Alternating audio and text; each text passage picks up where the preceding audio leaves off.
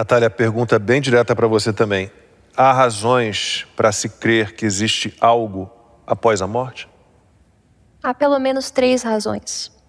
A primeira é a seguinte, e isso foi formulado por Platão no seu diálogo Fédon, é o argumento da semelhança.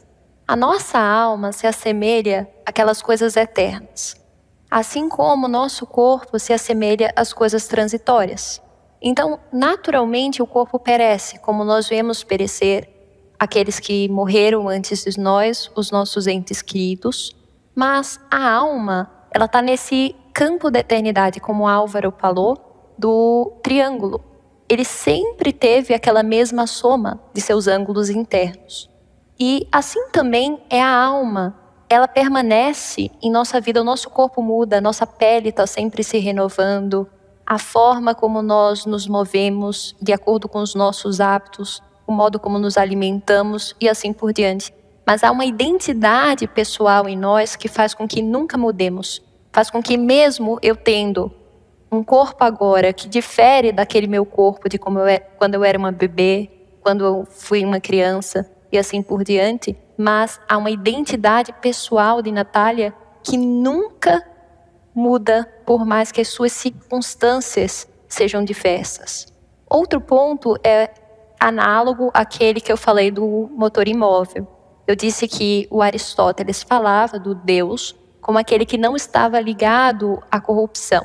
E assim também nós podemos falar da alma, como diziam os neoplatônicos. Afinal, o nosso corpo em si mesmo, ele não tem movimento. Pensem a pedra. Como a pedra não tem alma, ela é incapaz de se mover. Essa mesa é incapaz de se mover. Mas a alma anima. E a partir do momento que ela é esse motor que se move por si mesmo e não a partir de outro como o corpo, isso significa que ela não pode se encaminhar para a morte. Se ela é o motor do corpo, o corpo morre simplesmente porque a alma se afastou dele.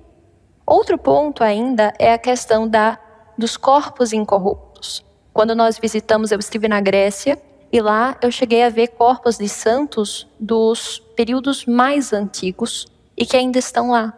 Eu pude ver a unha, eu pude ver a pele, e eles não se corromperam exatamente porque a sua alma adquiriu um nível de pureza tal que de alguma forma ainda mantém este corpo vivo. E o outro argumento, se a gente for pensar para os próprios desconfiados, para os materialistas, como a ciência funciona? A ciência funciona a partir da utilidade.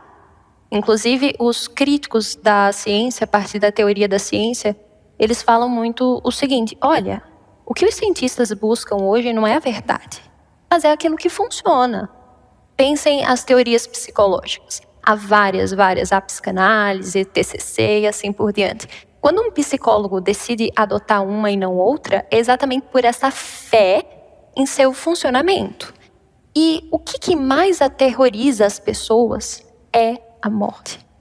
Nós vamos ver na psicologia que, normalmente, quando temos ideias erradas, a nossa psique se torna doente.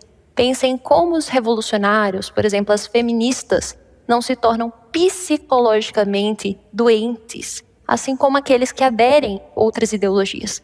Isso significa que, quando estamos com um pensamento equivocado, temos espécies de psicoses, neuroses e assim por diante.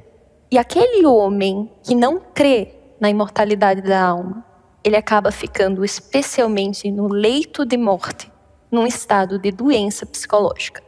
Então, seja pelos argumentos racionais da semelhança, seja pela relação da alma enquanto substância, como essa questão de animar o corpo e de prevalecer, ou seja, pelo critério mais prático da saúde e da doença, nós, confiando na imortalidade da alma, vamos colher bons frutos. Natália, por esse seu exemplo da ciência, Álvaro, a gente percebe que as pessoas têm fé o tempo inteiro nas coisas, né? Ela está presente o tempo inteiro. E esse exemplo, acho que da ciência, a Natália foi no ponto nevrálgico ali, daqueles que são os mais céticos. Então a fé está presente, ainda que as pessoas não tenham consciência da presença dessa fé.